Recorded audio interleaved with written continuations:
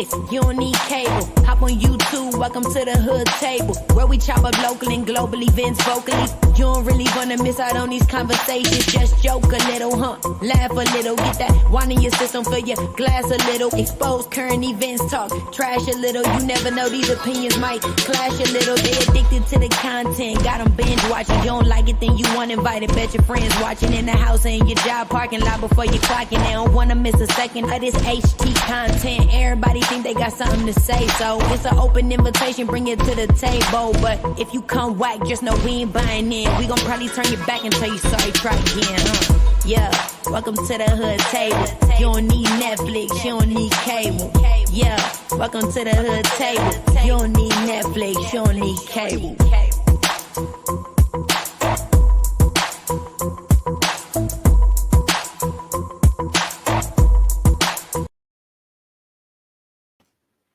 Hey, what's up, hoodies? Come on in. What's up, everybody? Happy Monday. I hope everybody had a good weekend and they had a great day to start off your week. Please make sure you guys like and share the video on your way in and subscribe to the Hood Table if you happen to be new here. And also don't forget that we do have a membership, so you can hit the join button. And what's up, Sislo? What's up, bro? Girl, it's a lot going on. It's a lot going on in all type of sectors right now. The church sector, the B sector, the black sector, the Umar boy sector, the mommy sector. It's a lot going on.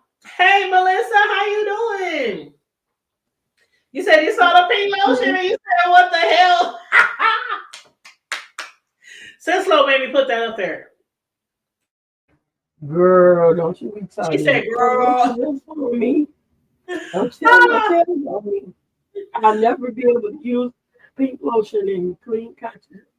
Man, Melissa, after you hear what the pink lotion is for, you ain't gonna never want to use pink lotion again on your head, on your baby head, on anybody's hair. But child, come on in, everybody. Please like and share the video because it does help out with the algorithm. And let me tell y'all first up front, I had to edit my videos about Diddy. Now, people was going around saying that people channels was getting striked. I knew that wasn't the case because, you know, we have rights to discuss certain content as long as we do commentary about it and whoopty whoop whoop. Y'all know that, right? And but I guess, Sislo, you know how people be purchasing rights to certain footage? You know what I mean? But it might not be the actual person footage it belongs to, really? Mm-hmm. I've had that done before where a company or people do that all the time. It'll be a viral video with millions of views and somebody will purchase the copyrights to that footage.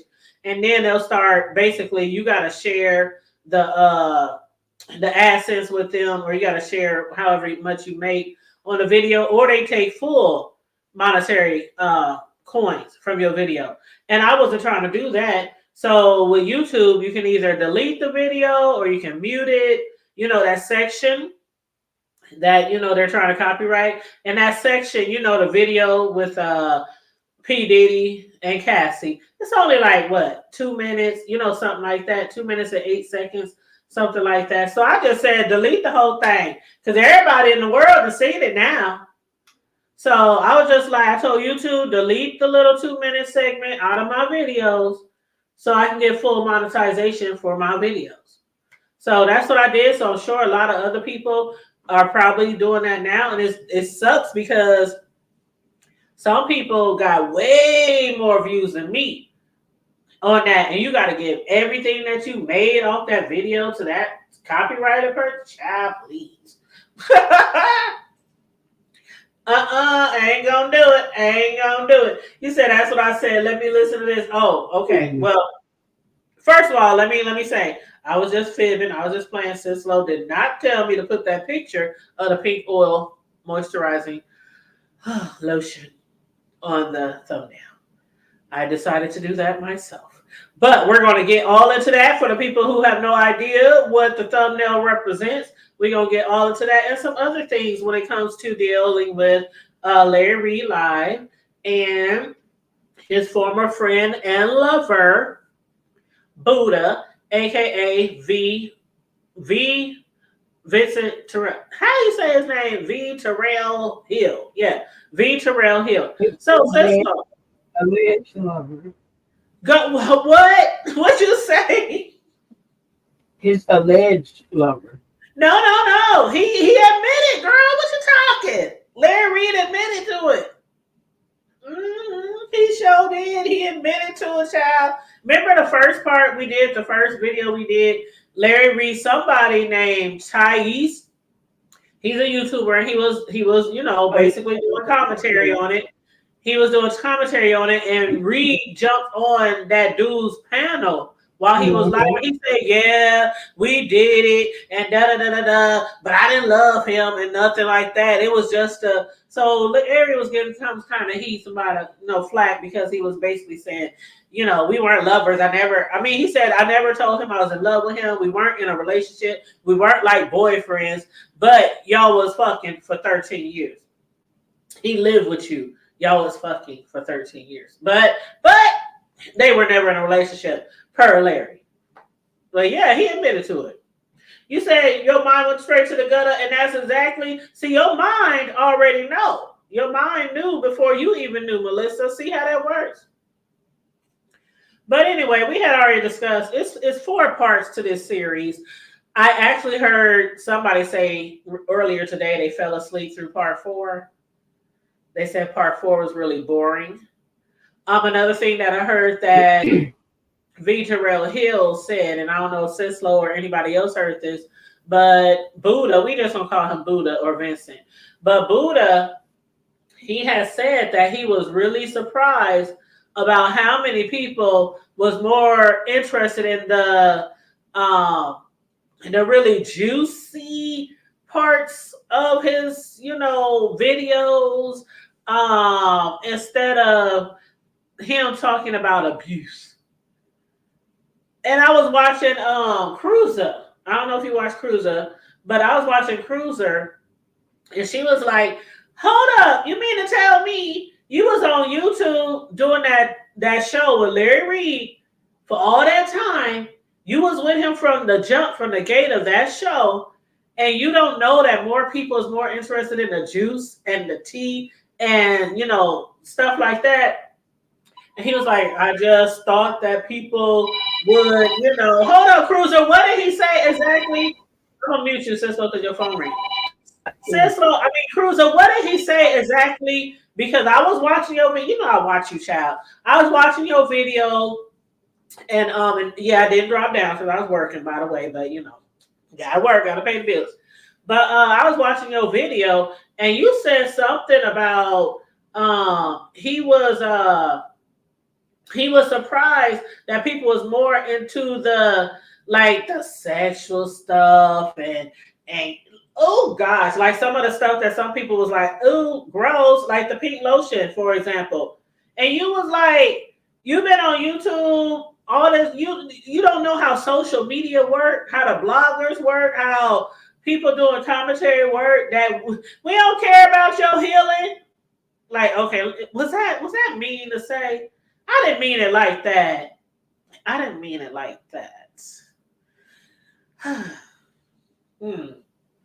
Because I guess I said that because a lot of people feel like he's not doing this for healing purposes. He's more of just doing this for exposure and revenge. By exposing Larry Reid into something we already knew. We already knew the man was gay. Gay. Okay. Gay. Flip hand, throw hair back, smack lips, gay. We already knew all that.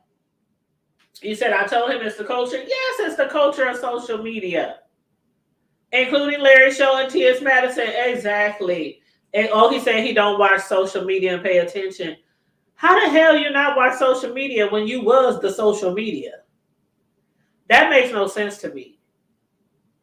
That's like Tasha K, but I know that. Yeah, you know he lying, Cruiser. You know that Sislo said that he lying because that's like Tasha K.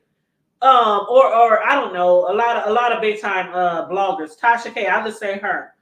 Oh, I do all these shows and I be exposing all these people because that's a lot of the stuff that him and Larry Reid did, right? You know, all that church tea and stuff. But I don't watch it. Oh, you gotta be kidding me. Hold on, I'm gonna drop this link just in case Cruz or anybody else wants to come up. But I thought I haven't did number 3 or 4 yet, Cruiser. But I heard you say over there that somebody no, I saw somebody in your chat. I can't remember who it was, but somebody in your chat said they watched part 4 and they said they fell asleep because it was boring. I'm only up on part 2 because I've been doing a lot of other videos. But yeah, part 2 was very interesting because not only did he talk about, he went into more deeper into the relationship of him and Larry Reid. And it's crazy to me. Like I said, Sislo, I'm going to let you talk in a second here. Because, okay, first of all, Buddha, when he first started the video, he put up a quote or a description, I should say, of sexual grooming. Excuse me. And he said, when someone builds a relationship, trust, and rapport with a child or vulnerable adult to manipulate and exploit them in a goal of making the victim feel comfortable and willing to engage in sexual activities, often over a period of time. That is what sexual grooming is. And I think that's a really good description. Some people feel like Buddha ain't no victim, that he wasn't groomed. But when I listen to his story, a lot of what he's saying sounds believable. Like Sislo, let me tell you how in one of the scenes he described, like when they first before they started having, you know, a relationship situationship, okay? So he started back talking about the first time, you know, they had sex or whatever. And they used to talk a lot. Once they had like some type of friendship first. And Buddha was introduced to Larry Reid by his roommate who went to Larry Reid's church. And then Buddha wanted to have a conversation with Larry Reid. He said they ended up having like a 10-hour conversation. It was long as heck. They was just talking about everything and anything under the sun. At that time, it was no attraction, no, you know, nothing like that. Nothing dirty going, nothing ungodly going on, right? And then he had went to his church like the very next day. Like he met Buddha one day because Buddha was a minister. He met Buddha one day, and a couple of days later, Larry Reid had him preaching at the church, prophesying at the church, casting out devils, you know, all kind of things that ministers do, right? Just had him up in the church. Like he had been a deacon there, a pastor there forever. And so one day, Buddha said, it was a Sunday, and Larry Reid was preaching. And afterwards, everybody went to his house, including his wife, Lisa, at the time, and his friend, how do you say that boy's name? Shamarco, something like that, his best friend. And Buddha said at first everybody went to his house, but then Shamarco and Lisa walked up the street because Shamarco stayed nearby. So they walked up the street and left Buddha there and Larry and somebody else. And Larry had told him, he said, you see that? The women just fall in line. They know when to leave. They know when to get out the way. Because when Larry Reid has, friends or business associates or guests at his home, his wife knows, or his apartment, his wife knows to basically get away, back off, or whatever, right? And so, which was really crazy to me because I'm like, child, I gotta chat. Okay, anyway, but you gotta listen to the video because I'm not gonna go A through Z on the whole thing. But you said you skipped part 2. Girl, you better go back and watch part 2. Cruiser, I can't believe you skipped part 2. Anyway, Vincent was 23 years old at the time, and he said when he first met Larry Reid, he did have a couple of red flags because Larry Reid had mentioned some sexual things off top, which was a big red flag. Like you sit down and talk to your pastor or your minister or a man of God, a man of the cloth, and they start talking about sexual things on your first conversation. But then he said he wasn't that concerned because this was a young black man, referring to Larry Reid. He was sold out to God. He said, yeah, he seemed a little feminine. He seemed a little gay, a little strange. But he said that was familiar to him because he was a little gay, a little strange himself. And Larry Reid was really spiritual. So he just like those red flags just went out the window. Just went out the window. And then actually was it Latrice or Lisa? Yeah, it was Lisa. Okay, yep, it was Lisa who wasn't allowed there. And basically, Larry Reid told the women to leave because, when he has guests, they have to go away. So they had continued the conversation. Hours later, they in the parking lot. They still talking, continue conversation, right? I'm about to get there shortly, y'all. But then Lisa had called and said, I have to be at work early in the morning. I need you to come home with the car. I guess they only had one car. So that night, Larry Reid slept on the floor in his room. I guess, they went well into the night, talking and whatever. And Larry Reid laid on the floor while Buddha laid on the couch and they went to sleep. And he said when Buddha woke up, he said it was a coincidence that they woke up at the same time.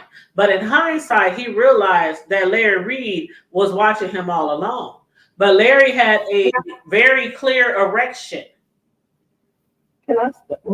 Larry. Can I jump in real quick? You sure can. Mm-hmm. Because just in case something happens. Go ahead. Drop down for me. I'm going to jump out there and say, hey everybody, Kuzla, Melissa, everyone. I'm going to jump out there and dare to say that Larry's marriage was an act of convenience. The whole marital situation is an act of convenience. The way that he and Lisa are living right now is the way that he and Lisa probably always coexisted. And the reason why he got married in the first place, I believe, is because he had these feelings and all of this, but his family and the traditional church would not have accepted him being a pastor and doing all of those things as a pastor, living his truth or whatever, as a pastor, not to mention that we all know that his wife left him and married a woman.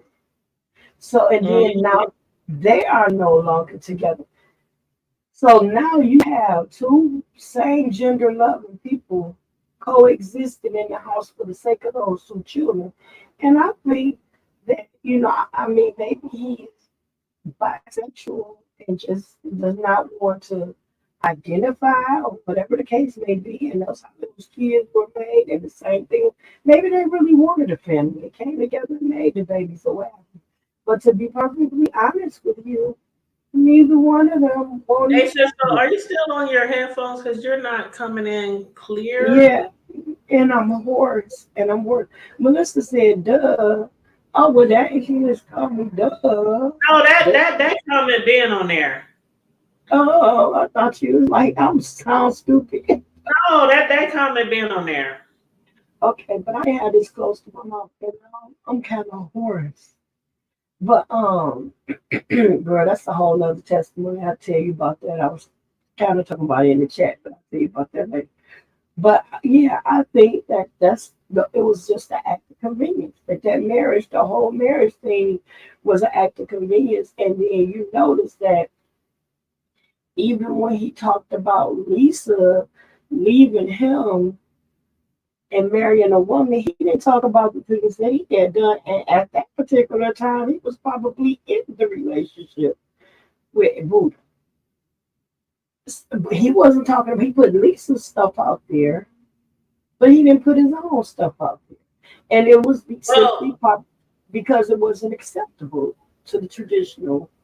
Exactly. And remember, let's not forget that allegedly, the guy Lester, allegedly, Larry Reid had basically paid him, convinced him to marry his cousin Latrice, and that him and Larry had a relationship.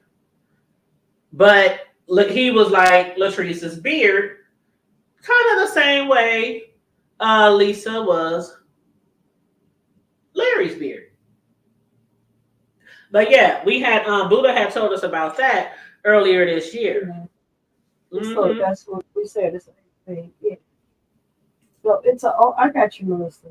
So it's like that's the thing that only thing with as Michael Boy is very very good, and I really enjoy Larry. Oh my God! But the thing that tore his tail with me is a throwing the rock and hiding your hands part of it, and to gaslight. All of that. That's just not fair. It's just not fair. And then the fact that you're calling church folk niggas, excuse me for that, but that's what he said. You're calling them ninjas and this, that, and the other, and you're um laughing at watch them keep giving, then money gonna keep coming type of thing. You're using And he the was also church people, talking about people who were getting caught out the closet in the church ministries. right? The same But shit see, he's been doing for years. Mm-hmm. exactly. Well, no, he's always revealing everybody else's dirt. Everybody else's dirt. If it come out on the blogs, it come out, he gonna talk about it. Then he gonna say the part he know about. Why you think he knows so much? Because obviously he involved in just as much as they are. And why do you think he is allies with so many people who are being ridiculed by the public? Why do you think so? Especially, those that are saying gender loving. He don't have a problem with any of those people. And then, you know, and if somebody else comes up against him, he's quick to pretty much defend their honor or things like that. But Cousin Kurt, he got nicknames for all of the ones, John Gray, Baby Jakes, and all these different Do he got a names. nickname yet? Did anybody give him a nickname yet? Lion Larry, that's what the name is, Lion Larry. Oh Lord. You know what I'm saying? Well, we gonna call him Pink Luster now. His name Blair Luster. No, Yeah, no, his no. name is Blair Luster. Cause baby, Not Larry I Luster. never Blair Luster. But I love Larry. It's just so. I mean, I think he's incredibly talented, which most people that are playing gender loving have a gift. Especially they have that sensitivity to the arts. I just hate Um, liars. I mean, a lot yes, of it's people the like lying Larry and the Reid. gaslighting for me. It's the It's the lying. yeah. So Hmm. that's where I'm at. Exactly. And the one thing like Vincent said, Buddha, Vincent, like he was saying, when he was describing like leading up to when they start having sex, he was like Larry Reid was like everything that he's always wanted in a friend. Like he understood him, he listened to him, a lot of things that Buddha couldn't tell other people, things that he had done, in the gay community or, his gay life stories, things that might have happened in college, being beaten as a child, like we talked in number one, part one, how he was beaten, abused as a child by his parents. There's different things like that. And he was like, he just was seemed like he was so, there for him. And he said literally that day when he had spent the night at his house and he was on the couch and Larry Reid was on the floor, when he woke up, Larry Reid, he was like, when Buddha saw that he, had a boner, had a very stiff hard on, Larry Reid was like, I don't know what's going on. You know how Larry do that? I don't know what's going on. I don't know how this happened. Like this ain't never happened before.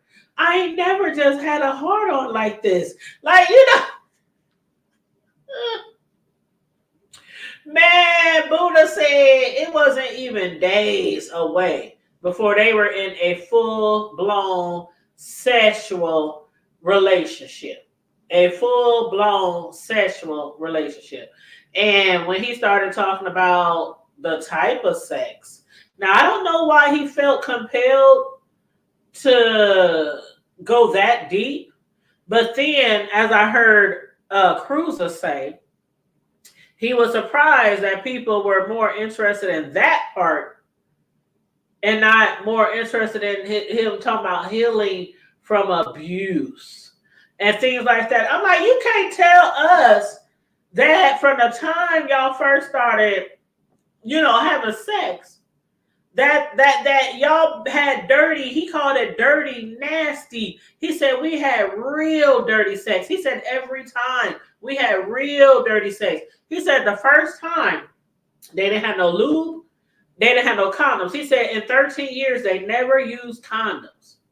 Never used condoms. And that is just hard to even think about, being that Larry had children, he had a wife, he had a whole goddamn family, and never used condoms.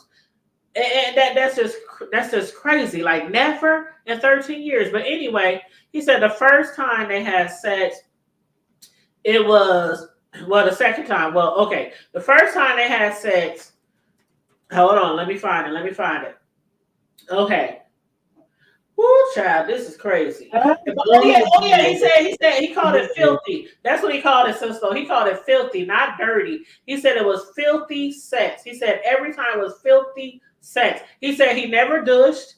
And I don't know if y'all like followers of Sean Bradley, but Sean Bradley used to talk all the time about gay men, how they need to douche if they are bottoms, and how you need to clean yourself out. And there's this specific type of douche or something that you could use as a man to make sure, or anybody, I guess, who wants some backdoor action to use before you do something like that. And you got to clean yourself out. And sometimes you got to do it like 8 hours in advance, 12 hours in advance, something like that. So it won't be so filthy. But he said the first time they had sex, it was cocoa butter for the first time. And every time after that, the first time was cocoa butter for lube, and every time after that, it was pink oil moisturizer. So for 13 years, you know how much money they probably invested in pink oil?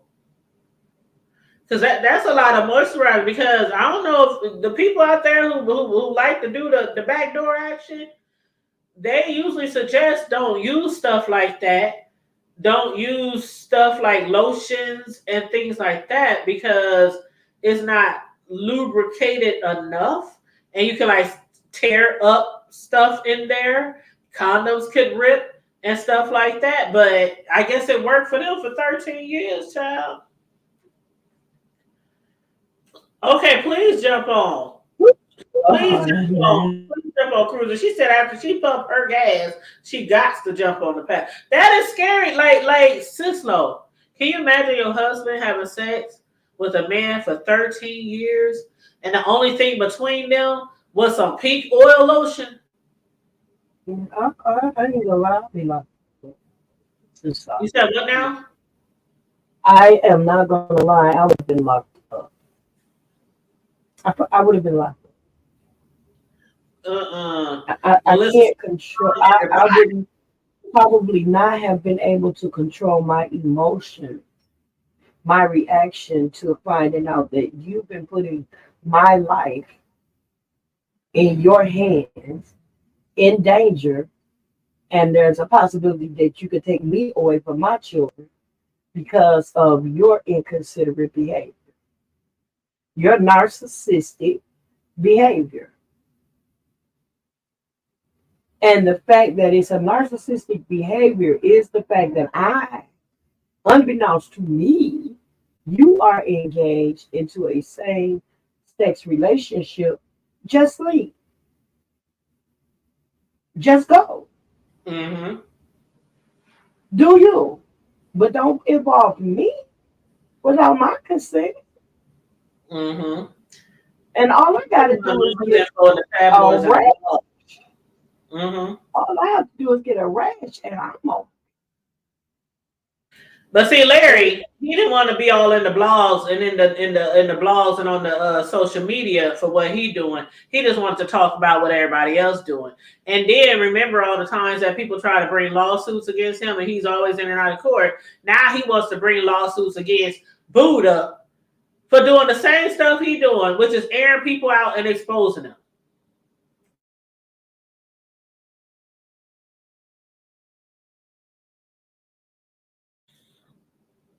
What goes around comes around.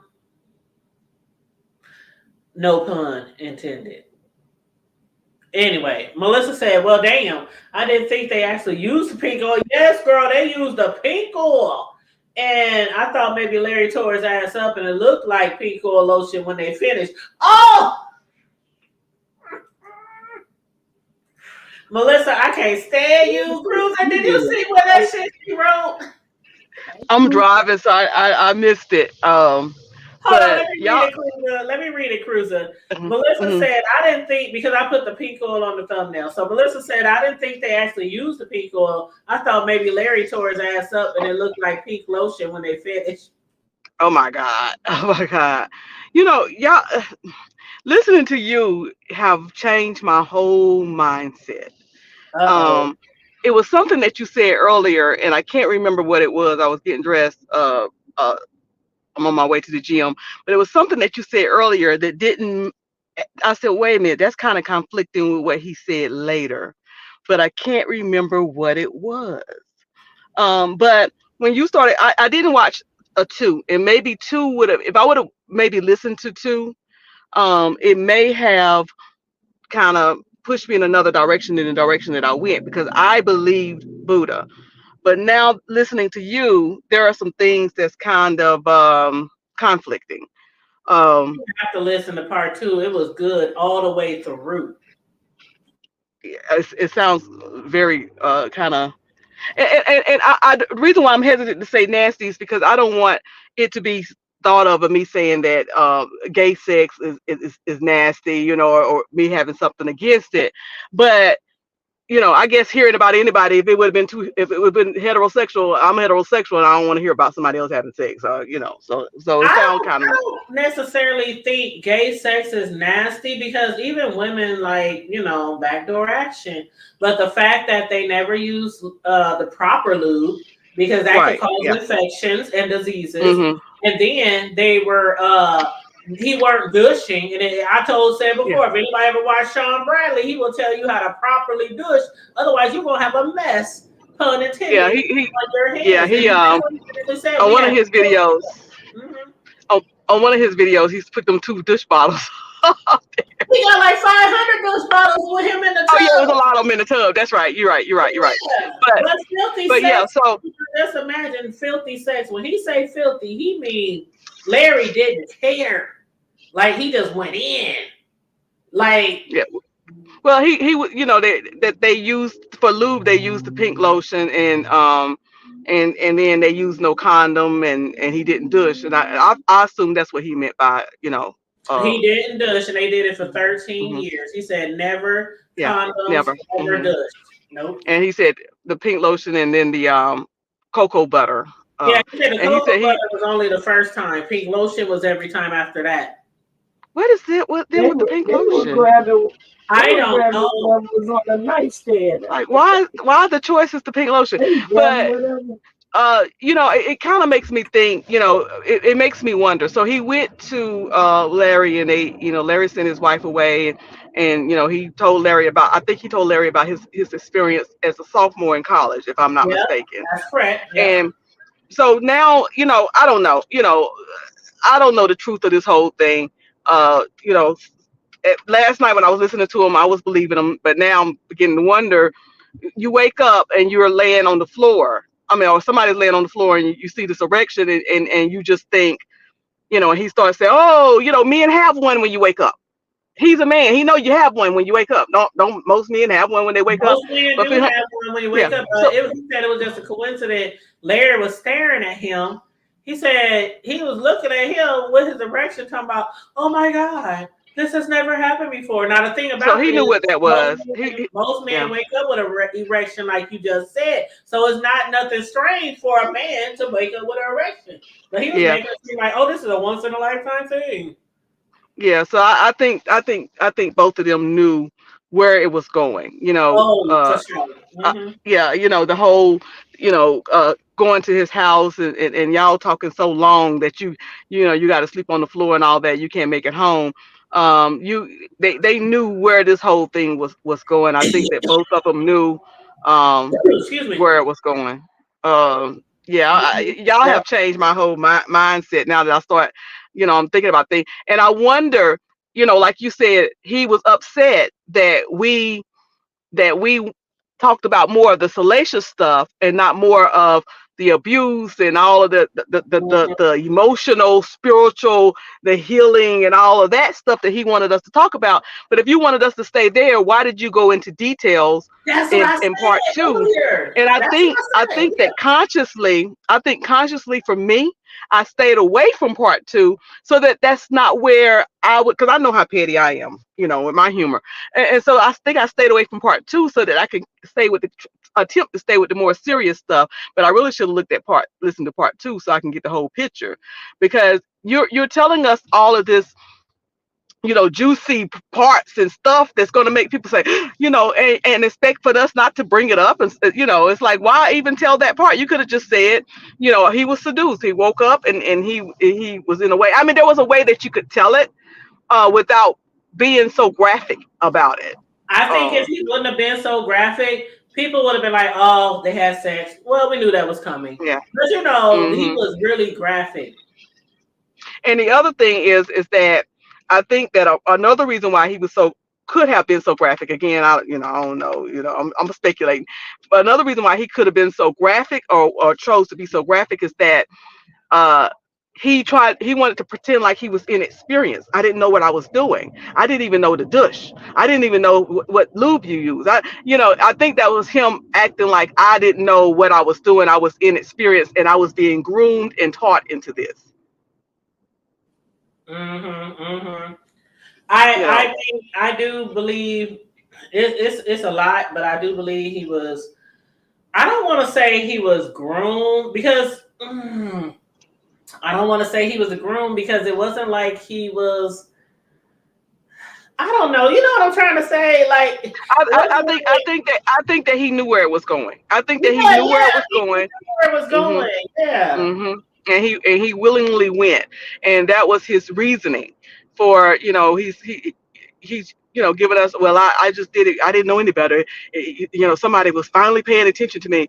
And I Right. wonder with Larry if the abuse that he received make him, sometimes whatever your experience is, that's what you become used to, and that's what you become attracted to you The to. prey becomes a predator sometimes too. But Yeah. again, I'm not really calling him a predator in this hmm situation because, like you said, I believe that he knew what was coming to him. I mean, how many men just spend a night at some man's house? hmm I mean, I'm not saying it's not never happens before, but I mean, he said he noticed right off. He acts feminine. He acts hmm gay. Anybody Yeah. who ever watched Reid on the first time you ever came across his platform, that nigga smacked his lips more than Brianna. Okay? hmm I mean, that's no shade. I'm just saying. You know how Brianna do her, I don't know Yeah. how, yeah, but hmm he smacked his lips like every other sentence. And he just so feminine. Like you just had to know that Larry was gay all these years. And for him to know already, like you're gay, and you notice that this pastor gay, and he's paying all this attention to you, and giving you the opportunities to pre. After that first night, when he saw his erection, cruiser, he said that was Wednesday. No, he said that was Sunday, and by Wednesday he was preaching and prophesying at Larry's church from then on. hmm And then Yeah. about a week later on the next Sunday, that's when they, started, that's when the sex eventually came, like not even a week later. Mm. Full blown filthy Yeah. sex. That's what he called it. Wow. And with him acting like, I was square. I came from the church. He first of all, you went to church enough to know when something was not right, because you've been taught the majority of your life that fornication and sleeping with somebody's spouse is not right, right? And then Exactly. you're a military brat, so the whole "I was sheltered" is not true. I mean, I don't care how much you've been in the church. When you're a military brat, you are exposed. You move. You're exposed to all type of people. You go to church with people from different, from every walk of life, and so you know that when you get to Larry, and he's y'all doing all of this talking and telling each other and sharing the intimate secrets and stuff, and then you wake up and this man has an erection. You know where it's going. You know And where he it's going. talks about, you remember in part one, Cruiser, where he talks about he didn't have a community. And I'm like, okay, you act like you was moving every 6 months. Y'all moved 3 times. And each of them times, you always was in Hmm. church. That was your community Yeah. right there. And, and so what he was trying to act like he didn't have a community because they were moving because his dad was military.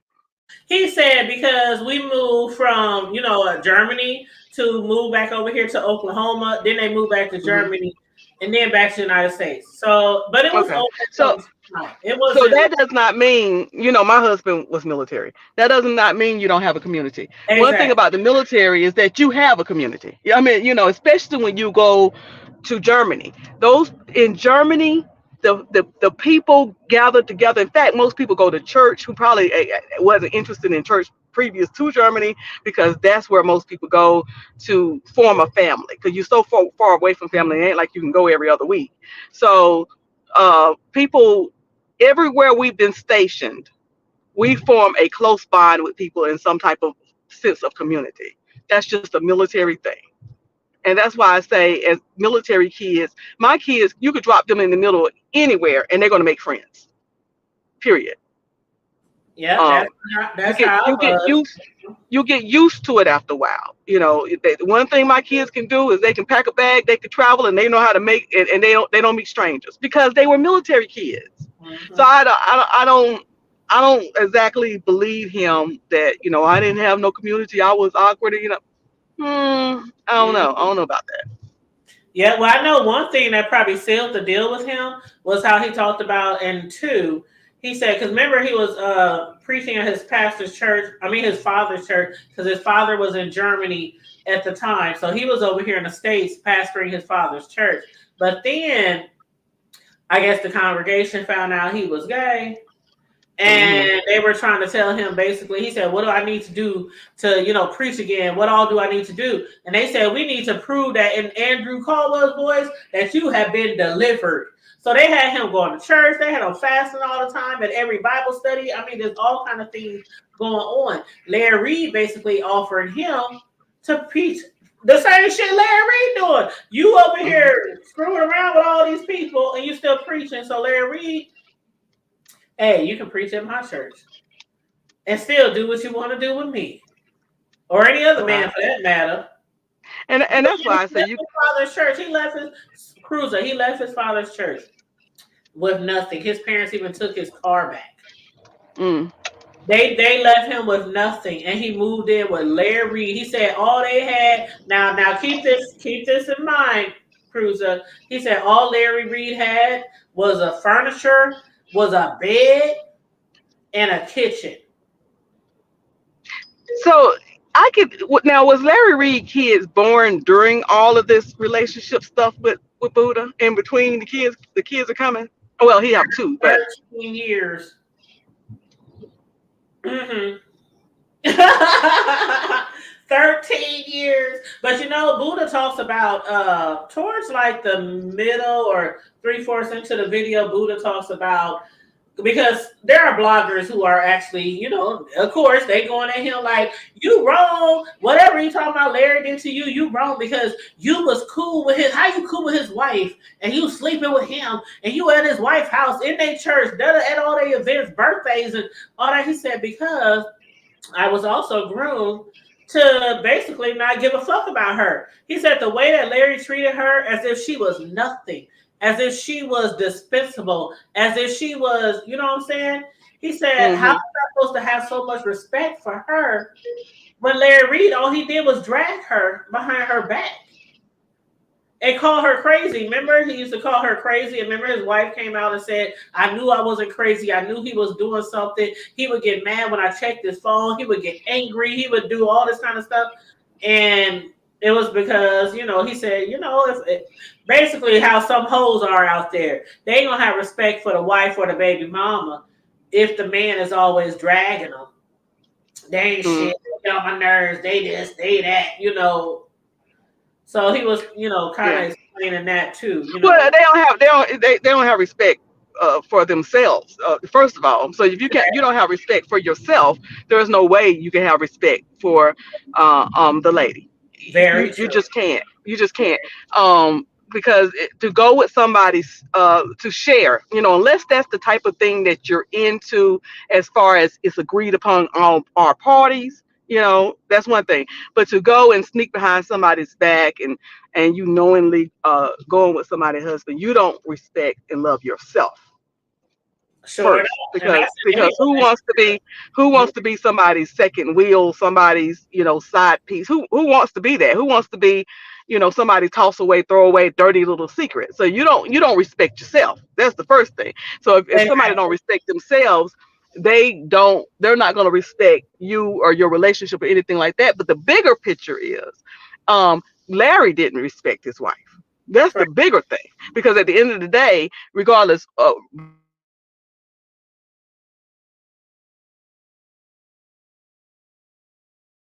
Uh-oh, her sound went out. And hey, Deanna Boo. Hey, baby. Cruiser sound went out. Cisco, can you hear me okay? life. Oh, you're back now, Cruiser. Yeah, I can. Yeah, she might be driving around into a bad area right now. But Deanna, man, Deanna, she be going live like once a month now. Deanna, whoever keeping you busy, I'm gonna need them to unbusy you, okay? Because we need more and more Deanna. We need more Deanna, okay, Hey, on these Sharon. YouTube streets. Yes. I be missing my girl. I be waking up. Girl, you ever wake up and be like, I hope somebody went live like your favorite content creators? I be like, damn, I wonder. I be looking through my thing like, did Deanna go live today? Was my sound bad because I was driving? Is it better now? Yes, yes. So Yeah. go back like 30 seconds into your converse or into your commentary. When I was saying that she don't respect herself, so she couldn't respect the wife. Yep. Anytime you share, so you like, you know, somebody is married, that means you got to be their dirty little secret. And you got to be, you know, don't tell nobody, and I'm gonna sneak around, and I can't come see you and until, you know, she, even though I'm talking all this junk, you know, you talking all this junk about her, she ain't no good, she crazy, I can't stand her. But you giving her, you tell, you know, you got can't come see me until, you know, you're telling me the truth, and I got to be the throwaway, the dirty little secret, but you're lying to her. You know, that's somebody who accept that type of relationship. They don't respect themselves, so ain't no way they can respect you. Mm. um but yeah, that's What did you hear that about whole how thing he was a mess. to Uasai himself? I'm gonna do a Tracy on y'all. Uasai. No. Did you hear about that? Yeah, when he said he took the 10 Motrins. Yeah, and then um he tried to mhm. say, and I'm like you, I'm not trying to make fun of the story, but I mean some of the things is like, you know, very comical. I just can't deny. But he was saying Mhm. how there were times when he tried to run away and try to get away from Larry Reid, and he would be like stalking his ass, like, where you at, where you go, you know, like Puff Daddy or like R. Kelly or some shit. And he said one time he called his friend Holly Hunt. He said, I called Holly and I told her I need you to come pick me up. I need you to get me out of here quick. And so Holly came and picked him up. He's like, go, go, go, go, go. And, you know, he's trying to get out the parking lot or whatever to leave. And he said, but later, when Larry Reid was looking for him, a lot of people recognized him and recognized Larry. And they was like, oh, he left with such and such, such and such. And he said, Bishop Jones. Larry called Bishop Jones from True Vine, who he used to be a member of. And then Bishop Jones called Holly. So Larry Reid was looking for him. And Bishop Jones called Holly. And Holly gave him the phone. And basically, the minister, Bishop Jones, his old bishop, said, Minister Hill, you need to go back to your pastor. Because remember, he was living with Larry at the time. That's and he weird. said, you need to go back to your pastor. Bishop Jones, he said, Bishop Jones never asked me why was a grown man running away from his pastor. And he said, to this day, Bishop Jones never asked. He said, he told me, a 24-year-old man, to go back to the place I was running from.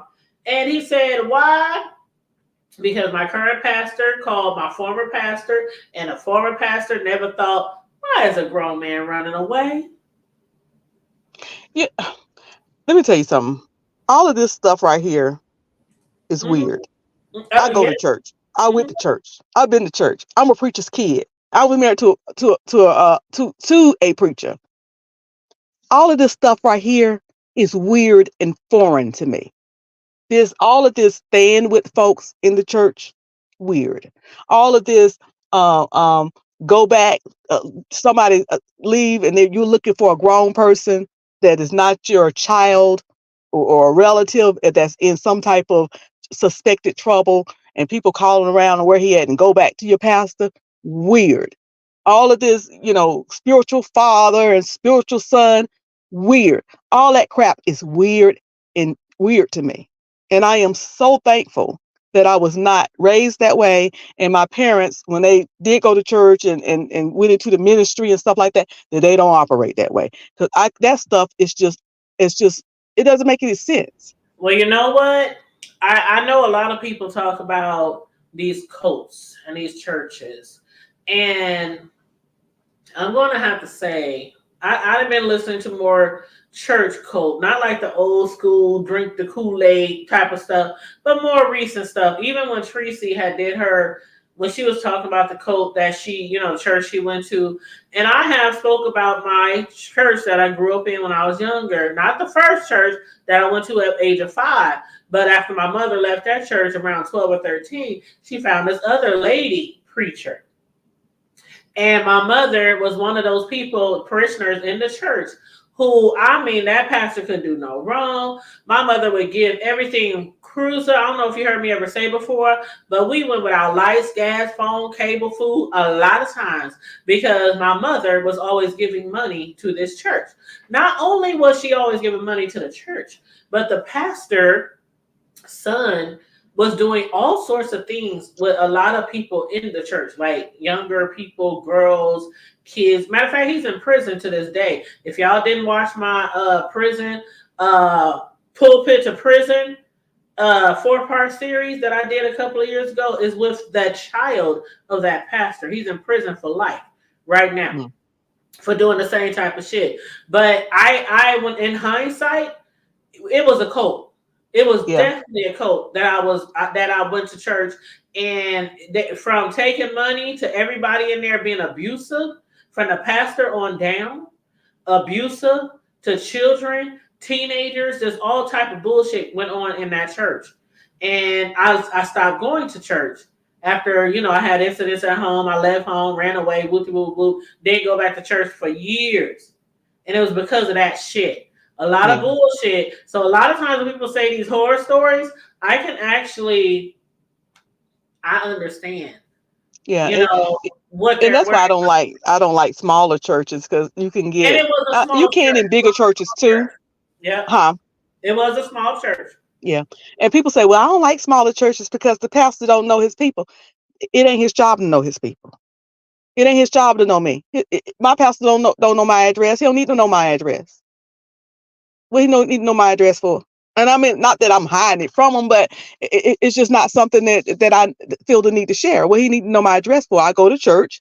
His job is to preach out the Bible. I get what I need and I leave. I serve in any capacity that where they need help, and I go on about my business. I just don't. And so a lot of times people get caught up with The pastor said, and obey the woman of God or the man of God, and get caught up with all of that. And then they want to tell you how to dress, and tell you where to go, and tell you where you can't go, and all of that. People need to watch that. They have to watch that, because that's how you get caught up. I feel like, and I could be wrong, when people disagree with me, I'm okay with that. I feel like that the pastor should be directing you directly to a relationship with God for yourself. You know Mhm. how we raise our kids, and we're raising our kids to be able to take care of themselves, to where they can get out of our house and go and make their own life decisions and live their life. I think that's how people ought to be in the church. I'm giving you Exactly. this word, and encouraging you to go and have a relationship with God for yourself, based on yourself, not based on the pastor, your parents, or your next person. This for you. And then when it's for you, you won't get caught up with that mess. And Because also it seems teaching like you to these be people are serving each other, and they seem like they have taken God totally out the equation.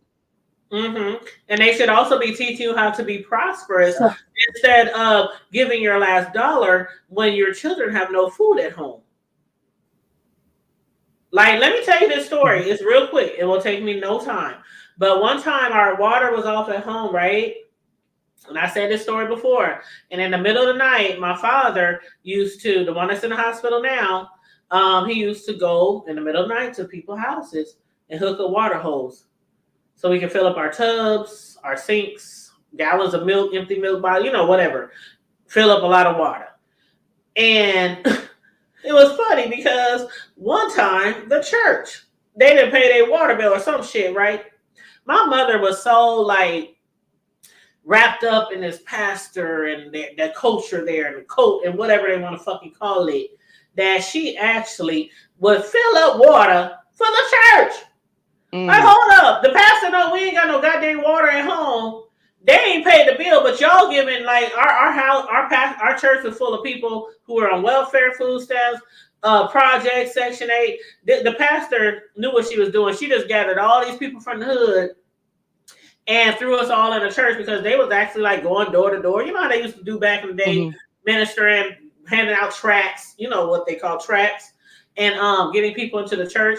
And my mama would be up there putting, you know how you put water in the toilet to make it flush if the water's, I mean, they was doing all kind of shit like that.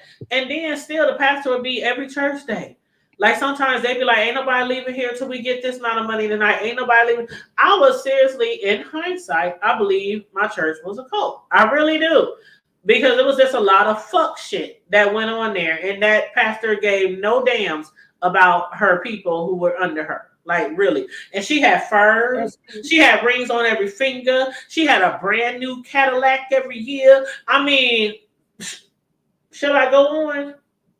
Yeah, Like everybody that's else on the church I van, see church van that's trying to get a ride to church. Ain't nobody else in the church got cars. We all on the church van. this is why I have problems in situations like this.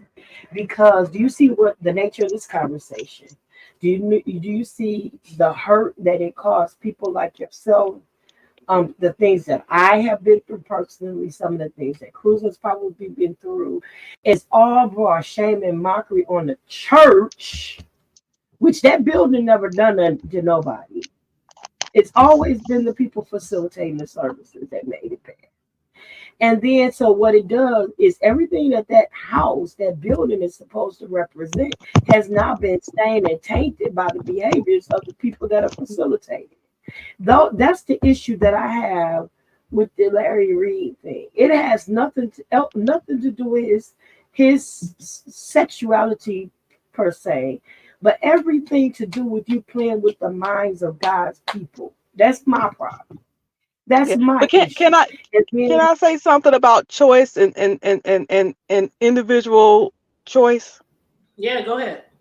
absolutely. I read in the chat, somebody said they disagree, and I respect it. I disagree. A pastor should come by your house if you have cancer or death. A pastor should counsel you through addiction or a divorce. A pastor is more than just a Sunday spiritual gas station.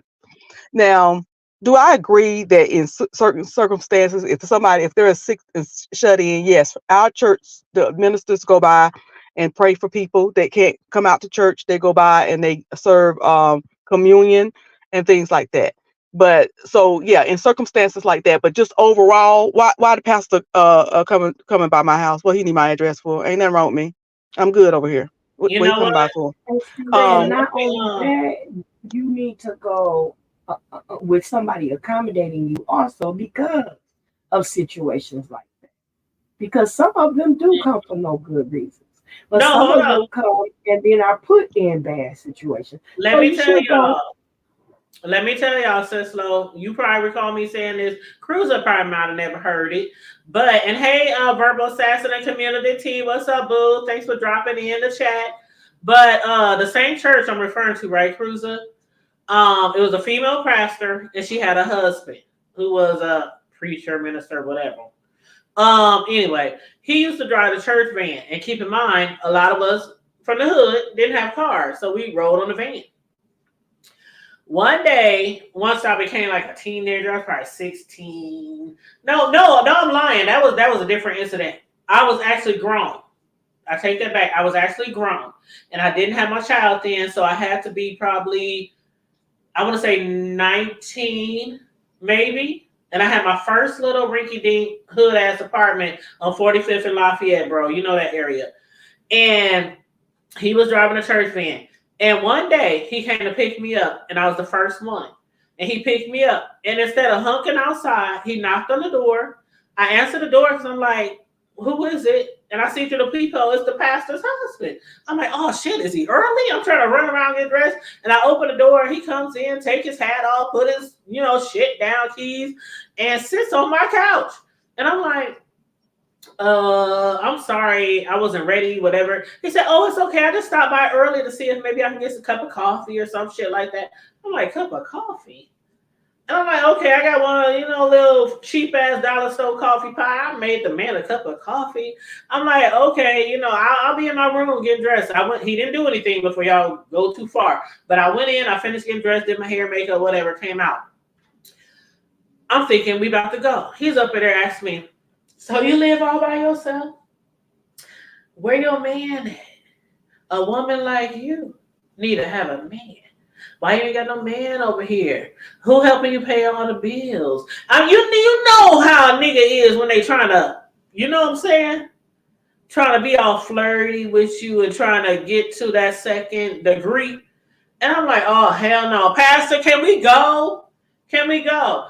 I immediately told my mother because she went to the church too. And so when he would pick her up, I said, Mom, could you please tell this man to pick me up last and drop me off first? And she was like, okay, I'll let him know. She would let him know. He never did it. He would always pick me up, be knocking at my motherfucking door. I'd be like, I'm coming. It was like I already knew what the deal was. Okay? Can I ask you something? Go ahead.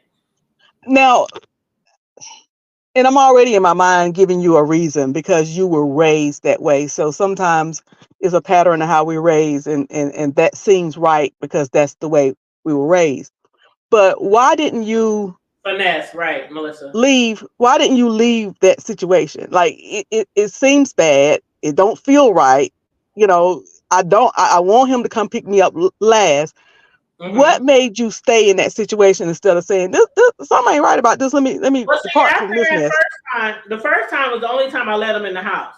Because I'm just thinking. But why did you stay at a church where this was going on? Is my question. Oh, because I had been there for so long. I told my mom. She said she would handle it. And let me say, Cruiser, I'm used to, I guess, over my lifetime of growing up, men just being men. Mm. You know what I'm trying to say? Yeah, because the reason why I asked that, because anytime I have uncles, I'm just used to men. Yeah, okay. I got a point. At one point in my life, I got to the point that we ain't shit. All we good for is sex. You feel me? Yeah. Like I had got to that point that's all girls are good for. That's all women are good for. Because all these niggas out here, all they want to do is get your cookies. It had got to that point. So it wasn't like surprising to me that he was trying to finesse, as Melissa said in the chat. Yeah. Because my thing is, whenever I have discussions like this, I like to try to, have a teachable moment and bring some type of resolution to it. And that's the reason why I asked it. And that's the reason I said earlier about sometimes we have to take some responsibility. I never blame the victim, but in And some that's what I cases we said got to, also. I ended up huh? leaving the church. I said earlier also, Yeah. I ended up leaving the church because I'm Yeah. like, it's just too Yeah, because much. we got to walk away from bad situations. When we see, when Buddha looked over and see that Larry had erection, he should have got up and left. He should have said, "Leave my house." We have to take some responsibility for the situations that we get into. I ain't always went to perfect churches. You're in the military, you move from place to place. I remember we moved to Texas. Texas seems like, and we was not far from Waco. Texas seemed like it is full of cults. I mean, it's like a cult on every corner that just look like regular old Yep. churches, right? Yep. And I remember we was going to a church, the church that we was going to before we left Virginia. One of the guys that was in the same unit as my husband, he was military too. He said, when we leave Virginia, we get to Fort Hood, the Lord has told me to open a church. So my husband was like, okay, cool. Well, we'll come by and, visit, once you open the church. So sure enough, after we had been there about 6-7 months or maybe a year, he went and found a little building, and him and his wife, they started with Bible study. You know how church started. They start with Bible study and then they work their way up as members come. So the church had grown pretty good. We was in a community building on Fort Hood, and then we was able to move off Fort Hood into an actual building that we were renting. My husband was a minister. This guy, was an elder. He was a pastor. His wife was an evangelist, and so I'm helping with the church finances. Because we got to find this building and pay for this and pay for that. Well, as the church grew and grew and grew, the pastor's wife began to be very takeoverish, controlling, manipulating. She wanted to know, if you were gonna miss Bible study, send me a text. But like, I ain't teaching Bible study. What I got to send you a text for? And I know that's going to drive some traditional church folk in the chat crazy. But I'm a grown woman. I ain't teaching the Bible study. I'm not pouring the water or walking. I'm not in any capacity on that night to do anything. What I gotta send you a text for? Um, then it was just different things. She would get up there and fuss at people and get all up in people's face and all of that. And my husband was gone a lot because he deployed. And I told him, I was like, you know what, I ain't feeling this. I ain't feeling this. This ain't gonna work for me. This not anything that I was ever taught by my parents. This is not gonna work for me. So this the final straw was, and then my husband was like, okay, I think with my husband, because he worked with the guy, that was for him was like, we work together. This ain't gonna end well. So the final straw for me was, they used to do this monthly breakfast for everybody who paid tithe. Something I never cared for. I never agreed with. Whether you pay tithes, that's your business. And the church shouldn't be rewarding anybody for any of that. The church got bills, we pay tithes, period. So we went to one of them, and then we didn't feel good about it. We didn't go no more. So she calls fussing, saying, it's disrespectful, and y'all are part of the leadership of the church. And when people see y'all don't come, it just don't look good, and blah, blah, blah. So at that point, my husband said, you know what? Um, you know, let's just depart in peace. We're leaving the church. We're gonna this is our last, Sunday here. No hard feelings, blah blah blah. This lady act like she wanted to fight, you know, because we were leaving. But my point in telling that story is, when you see things going a bad way, you have to use your own sense and discernment and good sense and say, let me step away from this situation. This is seeming real cultish. This ain't seeming right to me. I don't like this. I'm gonna step away. And I And you know have to it's reiterate easier. that for the younger Huh? people too, Cruza, because the Huh? way younger people think, like 16, 17, 18, 19, 20, 21, they think differently from people who's in their 30s, 40s, 50s when they coming into a church. At the age that I was, I wasn't like, oh, I'm just going to lead a church. I mean, I was just like, I had seen so much in my life already at a young age that I was like, this is just how men act. I mean, it was like, this is just how men act. They dirty, they nasty, they cheat on their wives. That was just like a culture thing to me that at least I grew up with. And yeah, so and I do admit that had I been teenagers raised, still think like, oh, I need to leave. I better run from this church. Like when you're young and your whole family is going to the church, sometimes you don't think I gotta go. yeah, and I think that had I been raised like that, it would have been, because at the time I wasn't but about, 27, 28. I wasn't that old. But I think that at the time, had I not been raised a certain way, my parents, even though they were very much involved in church at this point, by the time I got married and moved, ministers, but we wasn't raised where you obey the pastor. We wasn't raised where, the pastor is See, that's the how I head of was you. raised. We wasn't raised like that. That's how I was So raised, Cruz, and I was yeah, also so raised that it was easier for men me to always do cheat. it than had I been raised like that. I probably would have stayed at that church and just did whatever it was that she Yeah, said. that's how I was raised, Cruz, Mhm. and I was also raised, and I said this before, that men always cheat. Whenever I would break up with somebody because they cheated on me, my mom said, "Oh, you just gonna be doing that for the rest of your life. You're gonna be single for the rest because all men cheat. You think my husband ain't cheated on me? All men cheat. I don't know why you girls be breaking up with niggas because they cheat." I Yeah, mean, so yeah. I was raised in that type of atmosphere. You know what I'm saying? Hmm. Like, she might have been religious and a Bible thumper, speaking in tongues, all that kind of shit. Never cussed, never drank, none of that. But she also has some weird, like, I don't know, views of life that involve relationships. So Yeah. it was really weird growing up. So yeah, like you said, why didn't you leave? Like that ain't nothing new. This married motherfucker trying to fuck. Like, you know what I'm saying? Like, But and I don't know. For me, it would have been like, if it would have been I always seen, especially when I was younger. I don't much now, but when I was younger, I always seen a difference between.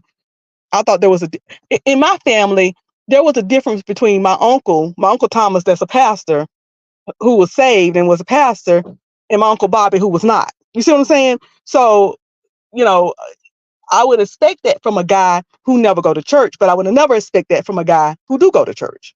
child, that's Because why a lot of my people don't examples go. were that if you went to church, you act like this. If you don't go to church, you act like that. So I That's why a wouldn't. lot of So if people don't go somebody to would have church, came at me Bruiser. in the church like that, I would have been like, now you act a little different from what church folks supposed to act. But again, You was it goes raised in back that to type your of church. raising. I was raised in the type of church where in an intermission between Sunday school and church service on Sundays, people went out the door down to the liquor store and was buying liquor and blunt wrappers and cigarettes. And I wasn't raised in a ghetto ass hood church. I was raised in a ghetto ass hood church. Even as children, bro, I'll tell you, even as children, my bro on the panel, we would leave the church. We would leave while they up there, hiya, doing all they shouting. We would go outside, go down the street, buy some MD 2020, and come back to the church, sit in the back, yell there, hey, yeah, praise the Lord. Girl, we was ghetto. Yeah, We was ghetto. I and wasn't in that type of yeah. church. I wasn't. Yeah, and that's why I push again. That's why there's no perfect church because there's no perfect people, and that's why I push people more towards God than people. Then the If pastor. you have a relationship with God for yourself, you can go anywhere and you're going to be okay. And when things don't get right or look right for you, you'll be able to pick up and go on about your business because you're not serving man, you're serving God, and that makes the huge. And that's why I say um, that I know that what is the community culture disagree with me, but the reason why I have this frame of thought is because I don't want to get to the point where I'm serving man. I don't want to get to the point where I'm serving my pastor. I want to love God whether my pastor is there or not. But see, where Community T is also saying is, she said, I think the missing point of Cruz's story is there were red flags. You ignored them too. Those were red Well, flags, but well, I didn't ignore them. That was the culture. That's what I'm yeah. trying to say. Mhm. That it's not a red flag for a married man to want to fuck a girl. Yeah. And, That, and, and but you know what? it was a culture. You just kind of put me back to Buddha. Yeah, it So wasn't a red flag. Like, oh my God, I need to run from the church. I was a young child. yeah, I mean, so I was no, that's why Buddha stayed. at So the house. that just kind of give Buddha an excuse. That's why maybe that same thing with you, that this was the norm, It's the and you norm. had to Like, go along. Maybe that was Buddha once he got with Larry. it was the norm. Like when I was growing up, almost every single girl I knew, sister, cousin, friend, co-worker, student, mate in class, were all touched by somebody in their family. It was a culture thing when I was growing up. So it wasn't like no big red flag. Oh, this motherfucker wanna fuck. That wasn't no red flag to me. That was normal. But I didn't fall for it. That's the thing. I didn't fall for it because I was smart enough to know I didn't fall for it. I was like, Mama, could you tell this motherfucker, you know what I'm saying? I'm going to stop going to the church. That's what I told her. I'm Well, going to well, just stop going to the church. yeah, community. The lady was rogue, and Mhm. she didn't show her hand until the church grew. Prior to that, it was her Oh, husband doing the Bible study. It was her husband, you know, building. It was really her husband and my husband. But once the church became a certain size, that's when she kind of started wanting to take over, literally that's take what over. community she talking about. My bad, girl. Yeah. Yeah, that's when she really, so a lot of times people ain't gonna show their hand at first.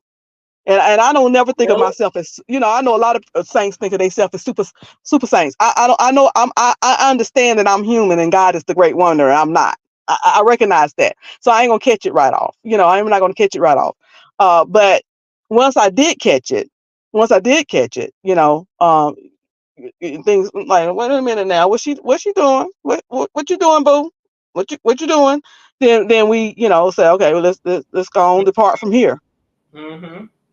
Mm-hmm. It's really sad though because the reason why I was in and out of church, in and out of church, when I finally like grew up, and started having children, Cruiser, when I say my mother was always calling me Pastor such and such, wondering why you never come to church anymore, Pastor such and such. And I would tell my mama, who's very religious, don't even curse, you tell that bitch, don't you talk about the lady of God. I'm like, well, tell her I ain't coming. Quit asking me. It would get to the point where I was telling my mother, quit freaking asking me to come back to that church. I mean, it got to the point where my mom was like, okay. Like, goddamn, you know everything that go in that church. Quit asking me to go to that church. Tell that lady I'm not coming back. And it got Yeah. to a point where a lot of the original members, girl, when I tell you a lot of the original members left. Like, it was no original members left because they had all been hoodwinked and all that kind of stuff into this little cult. But once they, gathered their senses, like I did, I left. My mother was just one of the ones who she was just there and she just stayed. I mean, child, please, I was gone after a while. Yeah. One of the things I like that Buddha did was that he never really called it a church. He always referred to it as a community. Right. I did like the fact that he did that because you don't want to associate the negative things with God. We got to get to the point where we separate them out. That ain't God. Those type of things ain't God. And actually, community, I actually didn't care from the church from the jump, but you got to remember we had just moved to the city, moved to Killeen, and we didn't know anybody. So I didn't really care from the church from Jump Street. But I don't want to be, trouble in anybody's church because it was for me. I wanted to go to. I was at a point in my life when I wanted to go to an established church. I didn't want to go to a church where we're building the church. So honey, trust me, it wasn't a whole lot of excitement. I don't get excited about things like that. But I did want to belong to a church because I had kids and I didn't have family there. My family in North Carolina, I'm in Texas. So, like I said at the beginning of the conversation, that what part of what military people do is that when they get stationed somewhere, is that they try to find people that they can connect with because you don't have a family unit. Your family is hours away. So you do try to connect, and we knew them. We knew them from Virginia. We all got stationed, moved to Fort Hood, but so I don't think it was particularly excitement. I think it was we knew them. They were somebody we were familiar with. They started the church. He worked with my husband, but once we started seeing those things going down, I wasn't trying to stay. I wasn't trying to stay. And I don't blame you because I mean I was a young kid and I was like I knew things weren't right, but it's like all these old heads in there, they praising God and they there every day, they giving all their money and it was weird. And then I'd be like, fuck, we walking to church and catching vans and the lady of the church just getting brand new, I mean brand spanking new Cadillacs every year. She rolling up looking like a fucking pimp and we barely surviving. I was like, mm-mm.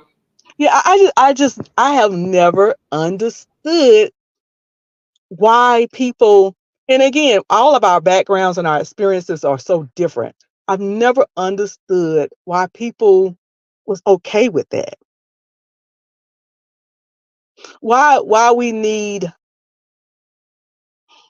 why I we think need it somebody. was, Go ahead. to be honest, I think it was. I'm not gonna lie. When I was going to a church from the time I was 4, and it was a white pastor and his wife. And they were good pastors, good preachers. Uh, and my mother one day she heard this lady preaching on the radio. KCRO, bro, you know the station, the Black Church Radio, here back in the day, and her preaching on the radio. And when I say this lady, the way she preaches, them preachers, the way they preach, it just seemed like anything you could imagine, anything you could believe, God will do it. He will raise you from the dead. I mean, she could preach her butt off. I'm not gonna lie. She could preach her stinking butt off. Okay. And my mother, when she heard her, she's like, oh my God, this pastor, oh my God. And so one day she's like, man, we have to go visit this church. Now, they were close by, but we didn't have a car. My dad had a car, but my mother didn't know how to drive, so he always drove. And so she was like, we're going to walk. And they was having a tent revival, bro. No, we always had tent revivals. And so my mom said, I want to check out this tent revival. So we walked there. I'm young. I'm like 12. My little brother's like 8 and 4. So we walked to this tent revival. And I'm telling you, the first night, my mother was overtaken by her words, by her. I mean, it's child. I'm not gonna lie. She just seemed like one of those pastors. Like all up front, she just seemed like a good one. Really about God. Really, but But then once we began to join the church, and I started making friends in the church, I realized we all poor, we all struggling. We barely keeping lights on. Half of us got phones. None of us got cable. I mean, it was like, and then like it would be times where the pastor would be like, "We need this much money today." I mean, when people say stories about the pastors not letting nobody out of the church until they raise so much of money. I told bro the other day, we was talking about that the other day, how I used to work at McDonald's and Burger King as a teenager, and the pastor would come to me like 10 times before the service. You sure you can't get more? You sure you can't? I'm only making $4.25 an hour. How much money do you want me to give? Like, I mean, it was one of those churches. It was all about freaking money. And I'm not going to say a lot of people was hoodwinked and bamboozled until it took some Ears. time. It took some time. And I Yeah. hate that it took so much time because I'm telling you, I used to love that church when we first went there. The choirs, I sung choir. I used to love it. I had friends there. I mean, I used to love that church. And it just Yeah. turned into I something mean, that's that, human. That's human to go somewhere. It's fun. It's entertaining. Is you get connections there. That's a human thing. That is a human thing. It was basically what I just described. We knew them from Virginia. We moved with them.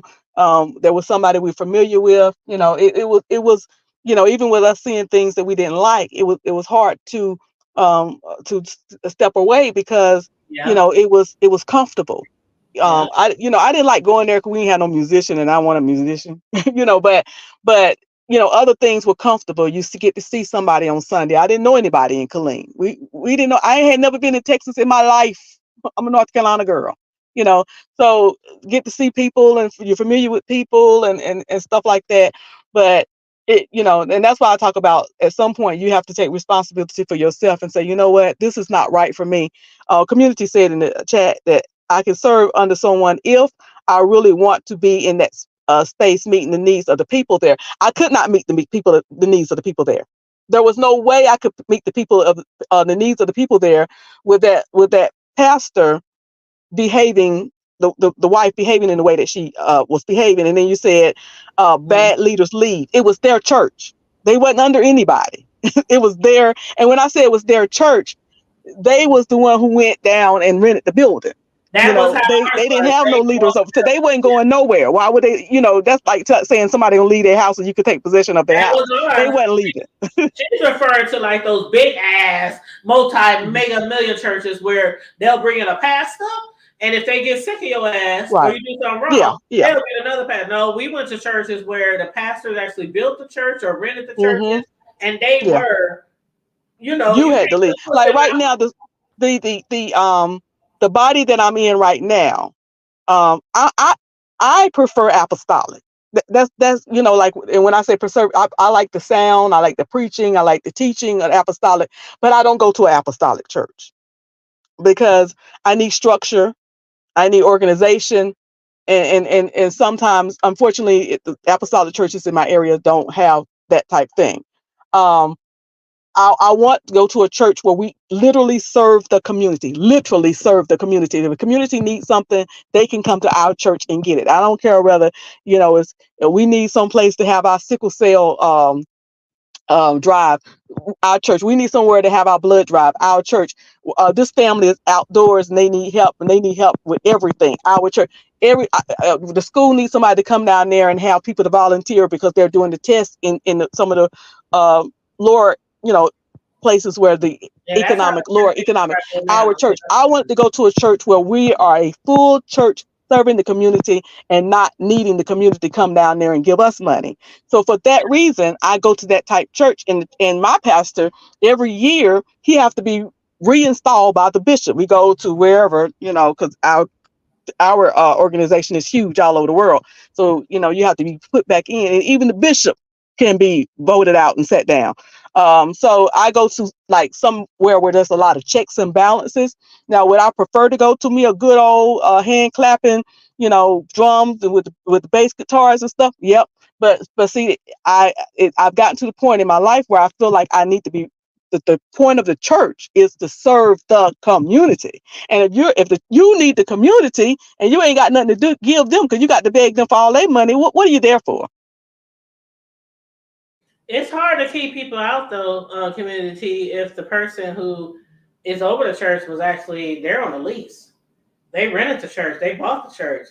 It's Yeah. not like it's not in the church's name per Hmm. se, and they have like a committee and all that. Like the church I go to now, and a lot of y'all see my pastor because before Rona, we used to go live every Tuesday, and our show was called From the Pulpit to the Hood Table, and we would talk about everything church.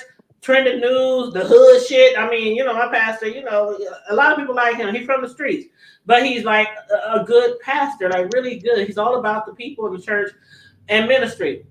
But he also got swag and he from the street. So our show was called From the Pulpit to the Hood Table.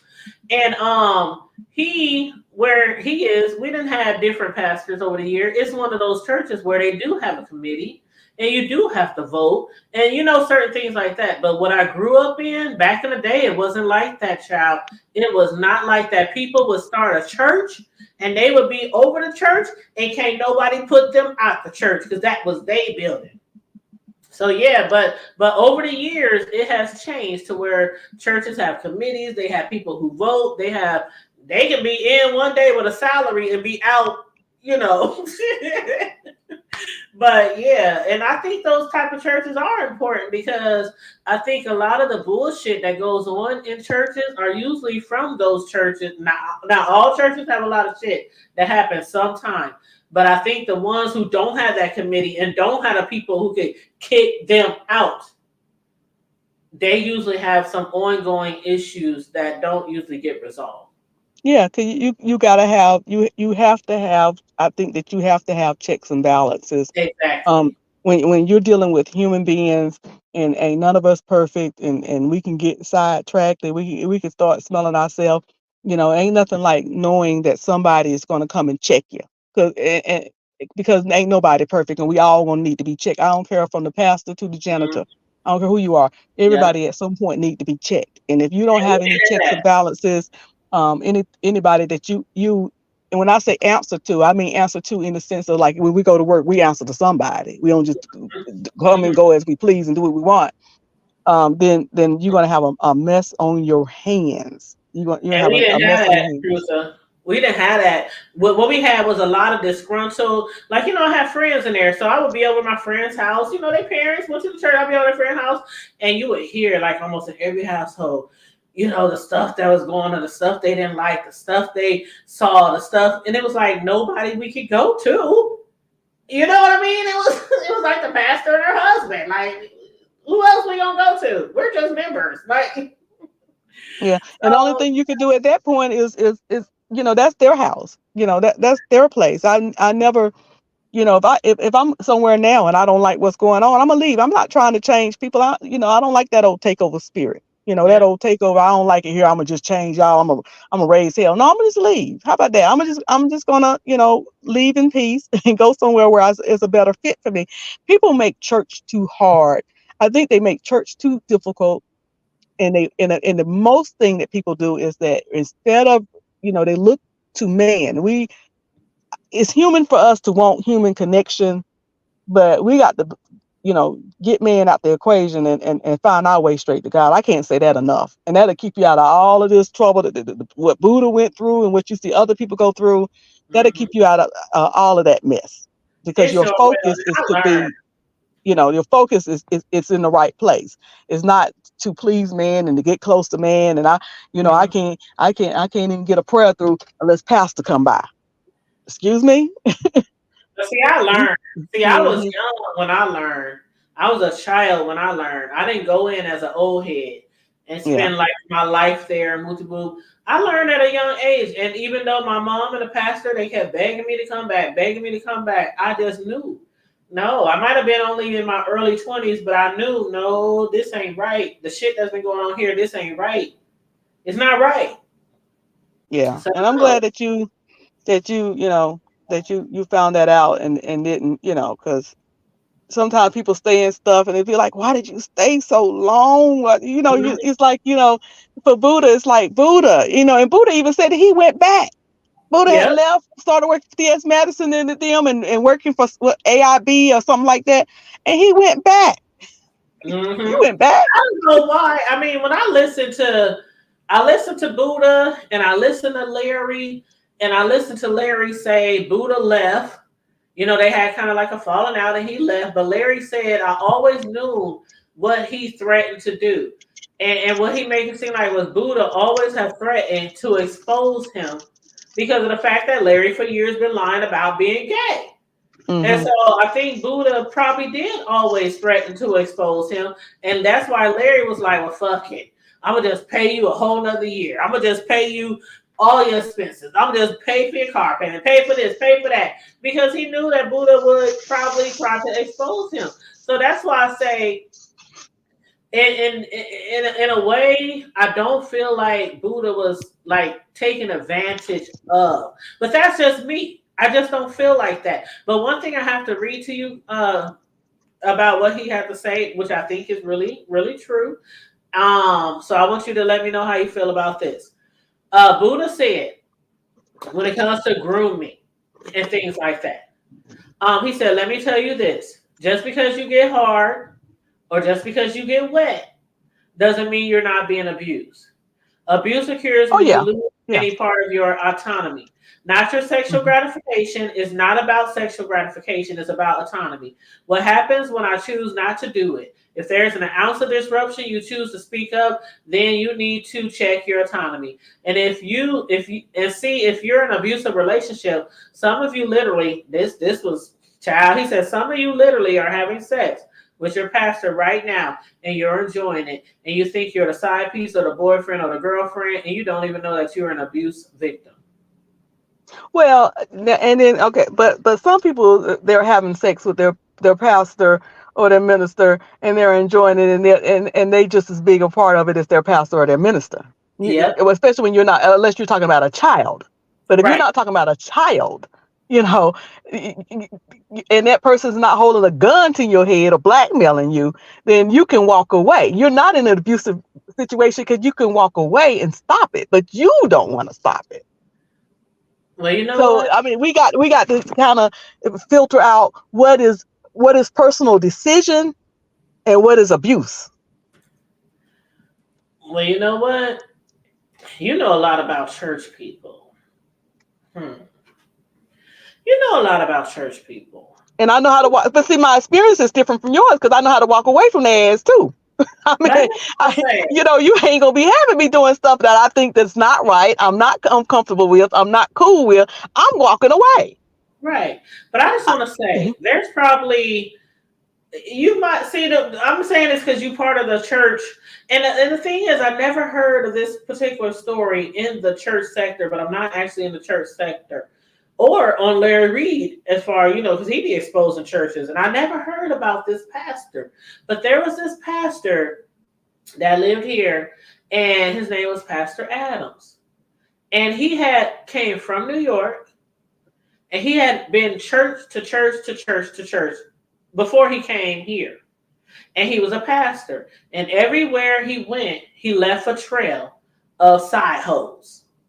People in the church that he was sleeping with outside of his wife. He finally got here. He had this big old church. And what do you know? The first lady became friends with a local woman here. They were besties. I mean, as close as you can be. You can imagine what happened. The bestie started sleeping with the pastor behind her friend's back. It was a big blow up here in our city. It was a lot of rumors, a lot of gossiping, and everything. The lady, when she found out that her best friend was sleeping with this big time pastor, she left her husband.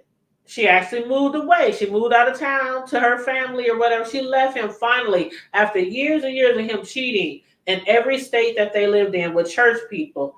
She finally left him when he cheated here. That best friend, she is now his wife. Now, is this guy? Is he a Omaha. pastor or a con? Is he a pastor or a con artist? Pastor. No. He's a con Oh, artist. Call a thing a thing. okay. We got to stop associating things that's not the church to the church, because that's what's running people off, because we keep associating. When they look at him, they see pastor instead of con artists. So I ain't going to church because they're con artists. The pastors are no. We got to stop associating things that's not church. He said, Peter, upon this rock I build my church, and the very gates of hell cannot prevail. If somebody in the church doing things that's hellish, that's not the church. That's a con artist. We got to call a thing a thing. We got to call it out the way it is. You're right. But they left. They left and they went to another church, and they're now in California, and they got a whole nother church. And the bestie, they weren't married. They were together kicking it for like 8 years before they finally got married in Cali at his new church. And now the bestie is the first lady out there. So when I say sometimes like this is a culture that I'm used to, that's what I mean when, like, some people say, well, why do you leave? Why do you like, it's like the norm. Yeah. And I would, I would just encourage people to not make that kind of stuff their norm, because that's not how it's supposed to be. That's not how it was intended to be. It don't line up with anything in the scriptures that you read. So, and that's why I push.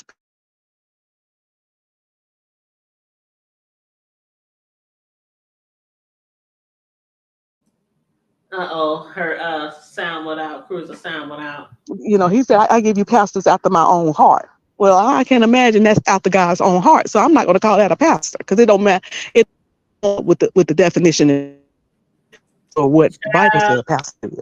I went to his church one time, and that was only because my best friend, she was like, "Oh, I just love this pastor. I just love the pastor." I would hear rumors about this pastor. As a matter of fact, one of my sisters, she had ran into him at a gas station. This was before he got with the best friend, but everybody had heard rumors about him messing with people.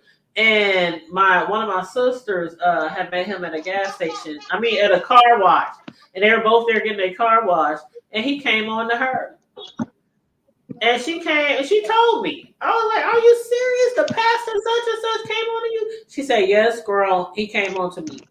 And I was like, "Man, you lying to me, sis." But I knew it wasn't a lie. Then next thing you know, rumors started spreading around that he was with the best friend.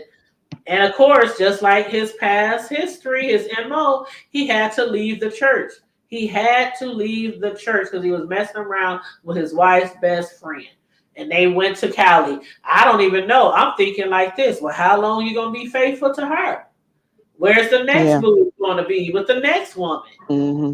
You know, And that's I'm gonna all. tell you another little rule I have. When people say, come to my church, I love my pastor. I ain't going.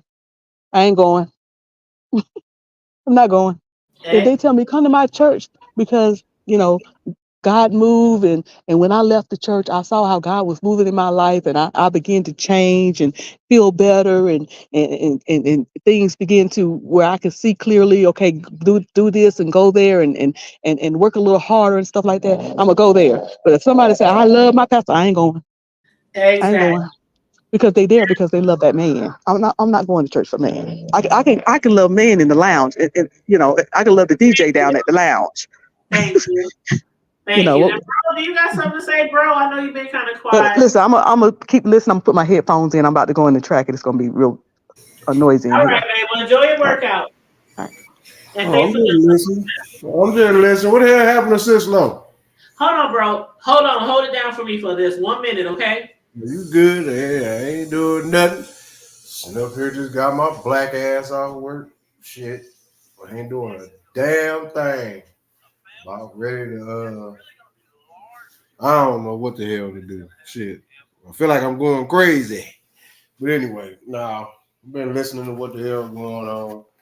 I guess, it is what it is. To each his own. Everybody wanna do what they gonna do.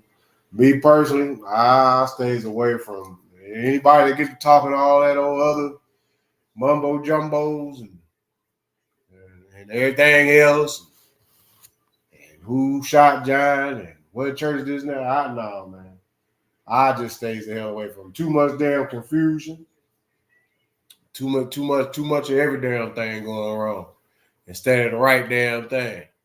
So, I just say to each his own. Make your own, make your own personal relationship with the creator and keep it moving. Right.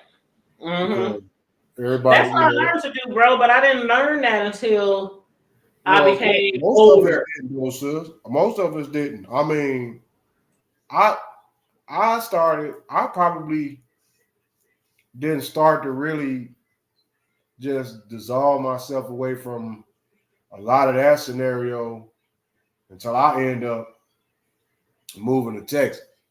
And well, actually, probably right before that because it got to a point to where it's like I feel like I'm a hamster in a maze on a wheel, on a training wheel. Mm-hmm. Mm-hmm. And yeah, you're right.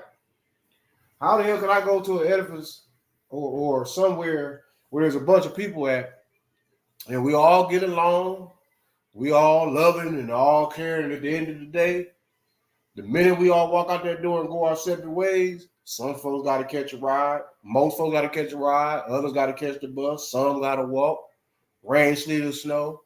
While everybody else hasn't had a good high and mighty time that ain't rich and gave not a now another, while the person that's lights is off, but they still came and supported and gave their little last bit, while the other one's sitting right up there, the same folks that talking about they love the same Lord in the same house, going the same direction, watching their fellow brothers and sisters and mothers and all them folks got to catch rides, catch a jitney, catch the church van. They could be the next door neighbor. How come your black ass couldn't just say, well, hey, y'all going to service today? I know y'all might not go at the time that I go, but I'm going if you want to get a ride. Things of that nature. And then we wonder why all downhill was breaking loose. Yeah, I walked away and left a lot of shit alone because I got tired of technically supporting folks and their outlook on what life should be, on how you should know who God is, and how you should worship the Lord, like how they know. That's the problem. I'm not about to keep wasting my damn time like it's a part-time job, damn near a full-time job, depending on how deep I'm in the church, to go and support another person. But that's how I seen, bro. Remember all the revivals we had? It was like a full-time job to go to church. Like even the kids in the church, we didn't have time to study. We literally went from school to church, stayed there till 11, 12, midnight, 1, 2 a.m. Then had to wake up at 5, 6, go to school. I mean, it was like. And hold on, here's the crazy part about it. Shit, you better hope you can get a ride, or you probably had to end up catching a school bus, even though you may not have been had a school bus on your transportation thing because mom and them gave up all the doggone me bus fare and the lunch money. So you hope that you can get your ass to school. I mean, it's been so much to where, and honestly, and this is actual facts, I blame the structure of the church as a whole, meaning that because every Tom, Dick, and Harry that comes through that can squall a little bit, got a little change, all that, it's like, why should I continue to support something and I'm not getting any better? It's like I said, it's like the definition of insanity. You repeating the same damn thing that's not working and expect for it to change. It's not going to happen. Go to plan B. If you never said that plan B through Z has worked, that's because you're still stuck in plan A. And you still are holding on to that obsolete belief that plan A is just going to work. If plan A has failed on all levels, from A to Z, from 1 to 9, if it's didn't fail backwards, forwards, and still ain't working, you constantly get the situations getting worse, try the next. Go to the next. I mean, you got to keep, like Mike Tyson said, the lesson learned is in the adversity. Of course, being in adversity sucks. I'm dealing with an adversity type of situation right now as I fucking speak. But I'm not going to sit around here and piss myself off, because if I piss myself off, it's going to make me do some damn near unforgivable pissed off things. And then I'm in a whole nother world that I got to deal with. Somebody else is telling me possibly what I can and can't do, where time to get up, where I can go, all because I'm too busy dwelling on this adversity. So, So on that note, I mean, there's a lot of people that are leaving, and I mean, you can't blame them. I mean, because where there's no power at, why would I want to constantly be stuck in the same rut? That ain't what good. Why did God give me this life? For me to go sit up every Sunday morning from 9 to 3, and then Sunday night from 7 to 11, and then Tuesday, big choir rehearsal, Monday, youth choir rehearsal. Man, we would have 3 services on Sunday. Wednesday, Bible studies. Like 9 to 12. Every second 2 to 4, 2 to 5. Second and fourth Thursday, you had every second Thursday, you had the women's choir. Every fourth Thursday, you had the men's choir. And then Friday night services. And God forbid, don't let it be anniversary time. Oh Lord. It's a wrap. You're at church from sun up to sun. When you're not in school, you go into school, and don't let it be the summertime. It's a wrap. I was just about to say, don't let it be the summer, because we was in the heat all summer under the tent. No air conditioning, no nothing. I mean, they got box fans out there blowing the heat. That heat ain't blowing shit, but mosquitoes. Exactly, and the mosquitoes is like, oh, okay, well, shit, I couldn't get this nigga, but he blew me over here to this. No, this nigga we up there drinking on fake wine and eat crackers, and the mosquitoes eating on us. Exactly, and then we wonder why everybody got these big ass doggone me golf ball sized lumps on their forehead, and Sister what's her name went over there looked like somebody done punched her in her eye, but that old doggone filthy ass mosquito done bit her in that eye 4-5 times in the same spot. and she still talking about she still thinking this. She talking about it's the devil. Y'all pray for her. The devil trying to attack her eye. No, that mosquito then attacked your eye and then sucked it dry. And you need to take your ass on over to go get you an antibiotic or something before that doggone thing get infected. Then you be called one eye for real. But the thing you know is what? Hey, I'm serious though, sister, because that's the thing, man. We got to get back to it. It was nothing wrong because there was a lot of lessons and a lot of things learned amongst that, but it shouldn't have took all of that time. See, there's things that we're not going to ever get back in life. Time is number one. But you know what, bro? And I could be wrong with some churches, but with our church, I felt like we had a lot of services all the time, summer-long revivals because of money. That's all it's been That's about. how I felt. Tell you, we ain't getting out of here. It's midnight, 1 o'clock. We still need $500 more. And everybody in there collectively got $25. Yep. And I mean, it was sad to where you go getting around to the kids with summer programs working at CETA, and we only get $50 a week. And y'all talking about y'all want our tithes and offering, and we get $50 a week. And you so lucky if I give you $1 in that offering plate. They want their $5 on that. Plus, they want you to give. So you thinking that you about to go to James West or something, go get you go to Gizmos and play you some or WC Franks, or you know what I'm talking about, or you get to go to the movie. You couldn't even go to the dollar theater when that came. Nope.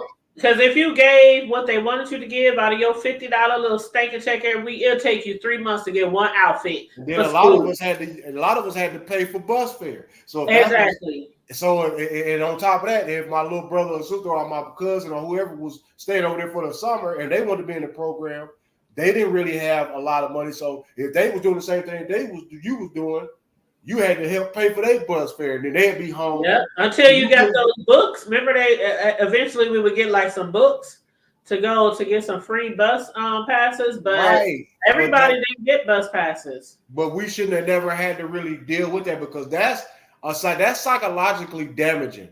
Hell, unto this day, and I'll soon to be 5-0, the Most High said the same in September. But to this day, I still have some things that I struggle with mentally because of that shit. Like, dude, like, I could have been doing something different. But it was always, well, you got to do it for the Lord. The Lord gonna bless you. Yeah, I'm not saying he ain't gonna bless me. I ain't never say he ain't never did, but that was a dime a dozen. I just think pastors back then, a lot of them was predators. And most of them were. Most of them was in a sense as both too. When I say predators, I mean predators of your pocketbook, predators of your mind, your soul, your faith, your religion, and then also predators to people they shouldn't be. And half of them wasn't brushing their teeth. Right. But you know what? When people were talking about how Buddha, how he was able to be with Larry Reid for 13 years, knowing he was married that time, I can understand where he was coming from when you look at it for all these women or men who are on the side of these pastors. What he said was, people was asking him, how did he coexist when there was a wife of his secret gay lover who was also his pastor. And he said the narcissistic pastor runs everything. He runs the opinion, the public discourse, or opinion on you. And he controls, manages, manipulates, and runs public discourse and opinions on others. And he said one of the people that he made it his duty and job to demean, devalue, dehumanize was his wife, Lisa. And I believe that. I absolutely believe that. And Lisa, when she was talking on a talk show, she said she was publicly humiliated a lot of times. And she would always be told she was crazy or she was delusional. You know, when she would suspect Larry Reid of doing stuff, when she would try to go through his phone, he was always, you're crazy, you're delusional, you know, stuff like that. And I think that's very true for a lot of people who are cheating. And then what do cheaters do? They don't tell you all the good shit about their mate. They tell you all the bad and negative shit, and sometimes they make up shit to make it seem like you are valid for being with them, like you're doing them a favor. That's called the art of manipulation. That's all. Yes, it is. It That's all is. about control. At the end of Yep. the day, it's all about control. On Yep. what I can control, the narrative. As long as I can control the narrative, I ain't gotta try to control you at all. Because when I can control the narrative, you're gonna fall in line because majority rules. So even though the majority know that there's something not right, they're gonna agree with me. They're not gonna listen to you. They're gonna listen to me. And let me tell you something, as a married man, and this is nothing that it'll never happen. They always talk about don't never say never, bullshit. I'm just that man. It'll never happen. But there's no motherfucking way in the world that I am going to straight, gay, look stupid, tall, fat, ugly skin. Don't give a damn. One thing I'm not going to do, and one thing that a person cannot really say, how is that possible that, and she's at fault too because she allowed it to happen, but how can you allow another man come to your household and literally take over your household and do what he pleases, when he pleases, when he wants, and at the same time, you call yourself being a helpmate and loving the man of God, while the man of God is over here getting butt stroked and stroking ass. And then over here talking about, I only used. Man, if you don't sit your nasty nut, dirty dick ass, got to think that you, boy, about to piss out your ass. You need to be slapped. And I'm talking about you need to be slapped back to reality. You nasty. And if he is listening, what you gonna do? Hell, matter of fact, let me go up. What you gonna do, son? Nothing. You'll lose what's given to you. You fuck around, and run up on me. Anyway, that's just not. No, that's sad. It's sadistic. It's sad, and it's sick. Because how? And then we wonder why folks don't want. Man, I don't want to do that because I don't know if the past. I ain't worried nowadays. Folks ain't worried about going to church because of so many. It ain't that it's not a pick of women in the church because there's all the women really is. If you really a brother really want to find him a good woman, a decent woman, all you gotta do is make sure his shit is straight. He can go show up to any church, a broke down or a mega church. I guarantee you, he gonna walk away with somebody that's interested in him. That's a guarantee. That's why a lot of people say. That's why a lot of people also say, bro. People who don't go to church anymore because of certain situations they grew up with. Wherever God is, that's where church. God is everywhere, basically. So a lot of people believe they can have church anywhere. They can be at home and have their own Bible study. They can talk to God at home. They could maybe even watch church on TV. On cable stations, they have church services on the radio. A lot of people just don't believe in going to churches anymore because of a lot of things that they experienced growing up. And I don't blame them. I understand it. Because they don't want to deal with the bullshit and the shenanigans because they don't know. They don't know if the Rev or the leaders, they don't know if the Rev want them or their wife or both of them. They don't know what the hell going on. Exactly. And when you're going into church for so long and you give it all your money, everything you got, and you barely survive it, and the church still needs a new doorknob years later. Still praying on the reason why everything going wrong in your life because you ain't listening to the Lord. And you ain't giving as much as you can give, and you ain't praying hard enough, and you need to fast more, and you need to all this kind of stuff while the pastor continually getting richer. Exactly. Why his lights is on and why they eating porterhouses and you up here eating old ass banquet TV dinners. We making hamburger helper every night. From about 3-4 Thanksgivings ago that you put in. And not even the name brand hamburger helper, but the off-brand hamburger helper. That's what people be eating. And then the pastor at the steakhouse every night. Exactly. But you know what? I'm glad we had this conversation today because I know a lot of people have good experiences in church and a lot of people have some not so good experiences in church. And when you listen to people like Buddha, and his experiences with a man who has for years for years denied being gay, denied being bi, denied having sex with men at all, who cheated on his wife and has pastored a church for years. And then you wonder why nobody wants to go to church anymore. And now Larry wants to sue him. Mm. Now Larry allegedly, from what I heard earlier, wants to sue him. It's like you, for all these years on your platform on YouTube, have outed so many pastors. You brought people out the closet, dragged people out the closet. You exposed so many pastors. Like that is like his platform to talk about the tea on churches. And then when people come and try to file lawsuits against you, it's I can talk about it. I got a right to talk about it. But now that somebody's talking about you, you want to file a lawsuit. Anywho, I digress. But I'll keep watching. I ain't watched part 3 or 4 yet. I heard part 4 was kind of boring, but I'm gonna watch part 3 and 4 anyway, and I'll probably do a live about it in a few days. I don't know. Depends on how interesting it is.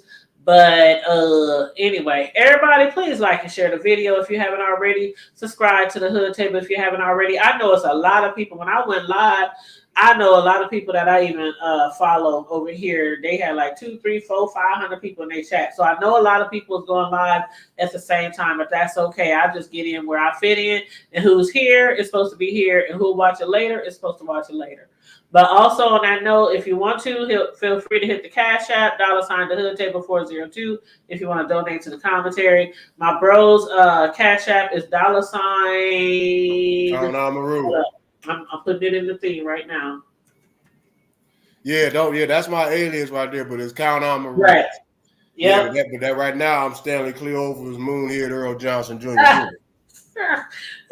Lord Jesus, chairman of the Moonhead Committee. Anyway, y'all, his Cash App is in the chat if you want to donate to him. That's my bro. And I love you guys. I appreciate you guys. Thanks for hanging with us tonight on this Monday. I hope, again, everybody's having a great start to their week. Stay safe, be blessed, remain vigilant at all times, and always remember to keep it and brush them teeth.